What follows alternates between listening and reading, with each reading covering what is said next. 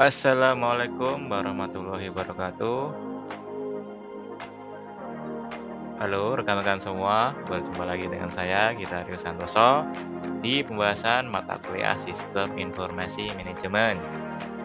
Kali ini kita masuk ke modul terakhir di mata kuliah ini, yaitu mengenai pengembangan sistem informasi.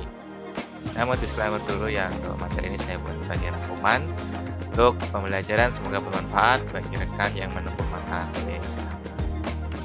Untuk modul 9 ini terdiri dari dua kegiatan belajar. Yang pertama adalah pengembangan sistem informasi, dan dua kegiatan belajar pengelolaan proyek pengembangan sistem informasi. Lanjut kita ke pembahasan kegiatan belajar pertama, pengembangan sistem informasi. Sistem informasi baru akan membawa perubahan dalam organisasi. Antara lain, otomatisasi proses bisnis, rasionalisasi proses bisnis, perancangan ulang proses bisnis, pergeseran paradigma.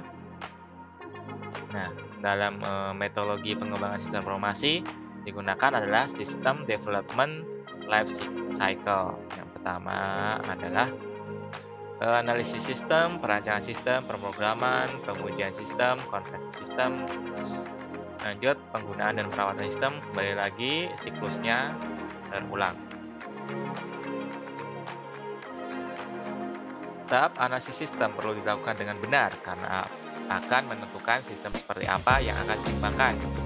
Pada tahapan analisis dilakukan pula studi kelayakan, namanya kelayakan teknis, kelayakan operasional, kelayakan hukum, kelayakan jadwal, kelayakan ekonomis. Hasil dari studi kelayakan lain bisa dihentikan karena tidak layak, atau dilanjutkan karena layak, atau dapat dilanjutkan jika ada aspek-aspek tertentu yang diubah. Hasil akhir analisis sistem adalah laporan analisis yang berisi alternatif solusi pengembangan sistem informasi beserta hasil studi kelayakan. Perancang sistem akan merumuskan rancangan yang berisi spesifikasi sistem informasi terbaru untuk memenuhi kebutuhan para pemangku kepentingan. Spesifikasi tersebut harus dapat memenuhi aspek manajerial, teknis, dan teknologi pada sistem yang akan dikembangkan. Para calon pengguna sistem idealnya dilibatkan. Masukan dari para calon pengguna memberikan gambaran memenuhi kebutuhan kerja mereka. Pemrograman merupakan aktivitas untuk mengubah rancangan menjadi aplikasi perangkat lunak. Mengembangkan aplikasi perangkat lunak merupakan kerja kelompok. Untuk mencegah kesalahan yang terjadi, maka aplikasi harus melalui tahapan pengujian. Pengujiannya adalah unit testing, integration testing, system testing, dan terakhir operational acceptance testing. Setelah aplikasi melalui masa pengujian, maka akan melalui tahapan konversi sistem. Konversi sistem adalah tahapan mengubah dari sistem lama berpindah ke sistem yang baru. Ada beberapa, yang pertama adalah langsung, yaitu sistem yang lama langsung dihentikan dan diganti sistem baru, atau paralel, yaitu menjalankan sistem lama dan baru secara bersamaan. Modular, yaitu pendekatan di mana modul tertentu diimplementasikan, lainnya menunggu giliran. Yang terakhir percontohan, yaitu subunit dijadikan contoh. Setelah tahapan konversi selesai dan sistem informasi dijalankan dengan baik, maka sistem informasi akan masuk ke tahapan penggunaan dan perawatan sistem. Dalam tahapan pemeliharaan dilakukan perawatan perangkat keras, perawatan perangkat lunak, pembedahan dan penyempurnaan sistem informasi, peningkatan kinerja sistem informasi. Adapun kelebihan SDLC adalah adanya standar dokumentasi baku, dokumentasi yang lengkap, dan tahapan dan program laporan yang jelas. Untuk kelemahannya antara lain tidak mampu memenuhi kebutuhan manajemen, permodelan proses yang tidak stabil, perancangan tidak fleksibel, ketidakpuasan pengguna, permasalahan dokumentasi, kekurangan pengendalian, sistem yang tidak lengkap, antrian pengembangan aplikasi, beban kerja perawatan sistem, permasalahan dengan pendekatan ideal, penekanan pada pendekatan teknis, asumsi bahwa semua sistem dibuat dari kondisi baru sama sekali. Karena itu ada alat dan metodologi baru untuk menyempurnakan SDLC, antara lain analisis dan perancangan sistem berorientasi objek, rapid application development, joint application development, prototyping, agile method, dan computer aided system engineering. Berikut rangkuman dari kegiatan belajar 1.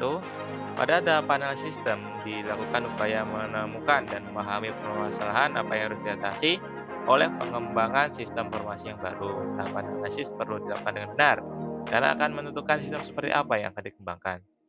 Sebagian besar permasalahan terkait pengembangan sistem informasi berasal dari analisis sistem yang tidak dilakukan dengan benar. Dalam analisis dipetakan kondisi organisasi beserta semua aset teknologi informasi yang dimiliki dan kemudian juga dipetakan masalah terkait sistem informasi yang ada.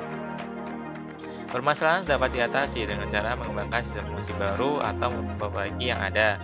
Setelah tahapan analisis selesai, maka hasil analisis yang berupa daftar kebutuhan sistem informasi akan diubah menjadi rancangan sistem informasi baru. Rancangan sistem akan merumuskan rancangan yang berisi spesifikasi sistem informasi baru untuk memenuhi kebutuhan para pemangku kepentingan seperti yang telah tertuang dalam laporan analisis sistem. Hasil rancangan dalam tahapan perancangan sistem kemudian diwujudkan dalam bentuk aplikasi perangkat lunak.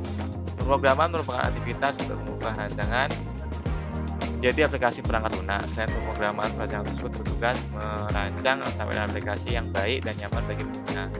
Mengembangkan aplikasi perangkat lunak merupakan kelompok kerja yang cukup rumit, karena aplikasi perangkat lunak dikembangkan oleh banyak orang, maka terbuka peluang adanya kesalahan. Untuk mencegah kesalahan terjadi, maka aplikasi harus melalui tahapan pengujian. Dalam tahapan pengujian diharapkan semua permasalahan yang dijumpai dalam perangkat lunak dapat ditemukan dan diselesaikan.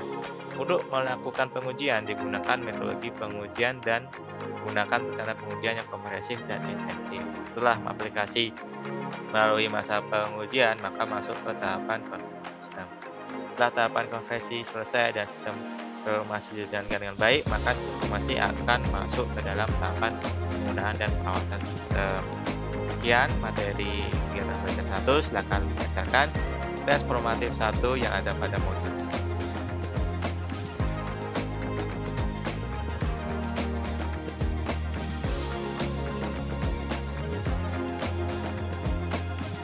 Terima kasih telah menyimak paparan saya. Mohon maaf apabila ada salah kata perbuatan. Jangan lupa untuk like, comment, dan subscribe di channel ini. Wassalamualaikum warahmatullahi wabarakatuh.